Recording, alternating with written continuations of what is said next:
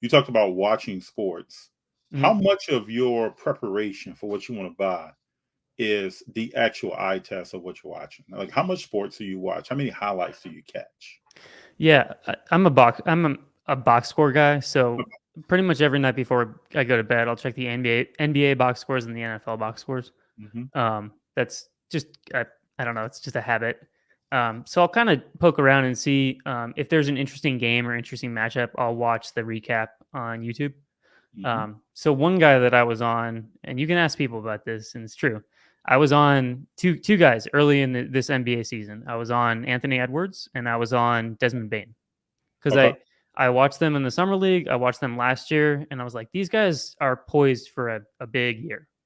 Um, and I love Lamelo, but I always found that he was kind of like he's more popular than he is like a true like great basketball I player. agree with this. Yes. He's a great player. Don't get me wrong, and, No, and he I'm is. not hating on him at all. I saw him play live twice this year, and it's Mhm. incredible. But I think Anthony Edwards is a superstar. I saw superstar caliber out of him. Desmond Bain at the beginning of the year, no one was paying attention to him, and I was like, man, people need to be watching the Grizzlies. You got Jaren Jackson Jr., John Morant was poised for the year three bump. Being from Chicago, I watched the Derrick Rose year three bump when he That's won right. You remember what MVP. happened there? Oh yeah, he won MVP that year. Yeah. Mhm. And so though I see a lot of parallels from when I watched sports when I was younger and the current crop of players, and I try to kind of pick out okay who's on what team and who's poised for kind of a breakout season. Now I don't hit on all of them for None of sure. us do, but well, at Um, least we're going through a step-by-step process. Yeah, but those were the kind of two guys that I targeted, where I was like, okay, I'm cool holding these guys or picking these guys' cards up and holding them, and I believe they're going to keep their value and raise their value as the season goes along. So yeah, so to answer your question, I don't watch every game every day, though my wife might argue with that. Um, but yeah, I pay a lot of attention to box scores, I and do then the kind same of thing. I look at box scores, yeah, I look at highlights, and then I'll look at an extended recap of a game. yeah, All this is on YouTube, other oh places. yeah, If I want to really get into what did that person do. So if I saw a box score that says the person had 24 and 15 rebounds, right. I like to know how they scored the points and how did they get the rebound. Right. Because that tells me a lot. Did they work for it, or was it given to them, or was it an alley oop in the paint, or what was it? Right. Tells me a lot. And the reason why I'm so high on Anthony Edwards is because, well, first of all, I was watching him at the beginning of the season just to see what he did, and he was like top first like 10 games. I want to say he was like top 10 in scoring in the Oh yeah, league. oh yeah, I remember Some that. and he kind of evened out as the year went on. Mhm. But I was watching this kid and like I love he's got a sweet stroke. He's very smooth. When he goes to the basket, he doesn't end up on the floor most of the time. That's right. He That finishes tells you strong. longevity. He might have some longevity Exactly. like that. Exactly. And then I'd watch Lamelo and I don't know if you remember Lamelo the first game of the season, he went off for like 30 points and people freaked out. Like he was real deal. But you watch his game and like he's not athletically dominant. He's Yeah. very Mhm. creative. He's a pretty good shooter. He's getting better. But he didn't dominate the game the way that I saw that Anthony Edwards dominated the game. Yes. And so, I like to think that I kind of have an eye for that. Not that I know a ton about basketball, but I've watched enough basketball in my life to kind of see, where these guys started out. I mean, people don't remember that Steph Curry, his first couple of years in the league, like he didn't really do much. First two ankle surgeries and not playing. Yeah, he didn't And really do people much. were on the verge of calling him a draft bust. Right.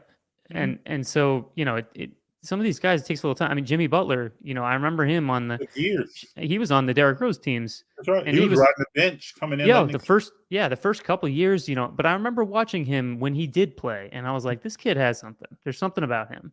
Because he would come in and just give really solid minutes, but he just wasn't quite ready. And then all of a sudden, Derrick Rose gets injured. He takes over the team, and you see what happens. And you could see the struggle on the team when he was taking the team Right, over.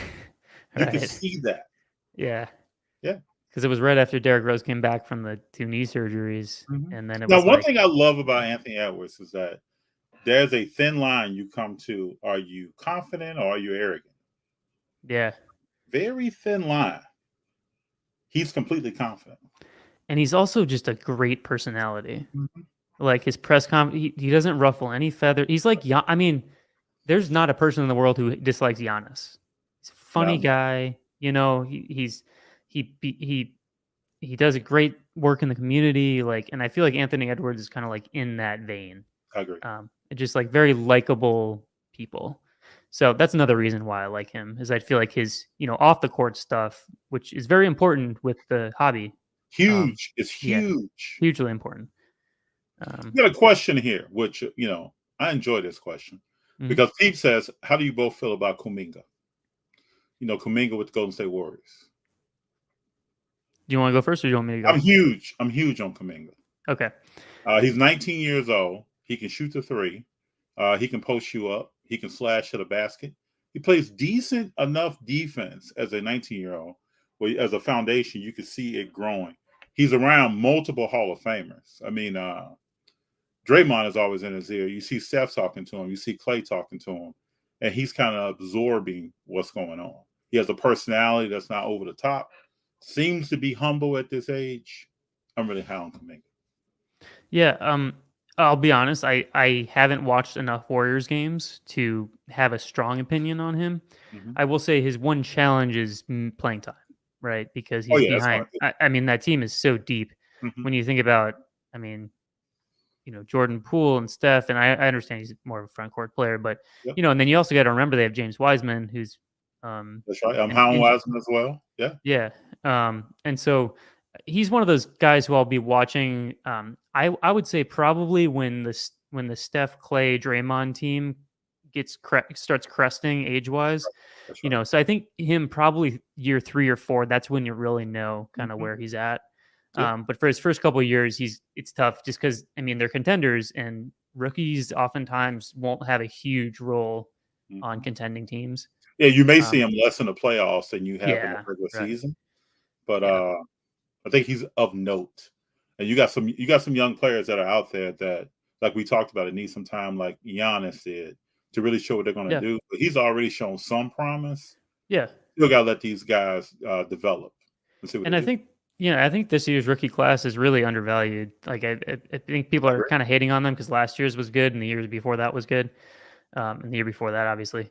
Um, but, there's a lot of great players. Like, just, um, you talk about like Jalen Suggs and Cade Cunningham and Mhm. um, Who's the kid from AO, Toronto? Who's the kid from Toronto? Scotty Barnes. Yeah, Yeah, Scotty I'm forgetting a number of them. Yeah. Cam Thomas. I'm really high on Cam Thomas. Mhm. So yeah, it's just there's a lot of great rookies, and it's just an exciting time I think for the league in general. It's just there's a lot of great young players, and it's been so dominated by LeBron for such a long time that it's fun to kind of see this parity in the league where nobody really knows who's going to be the next um, great team.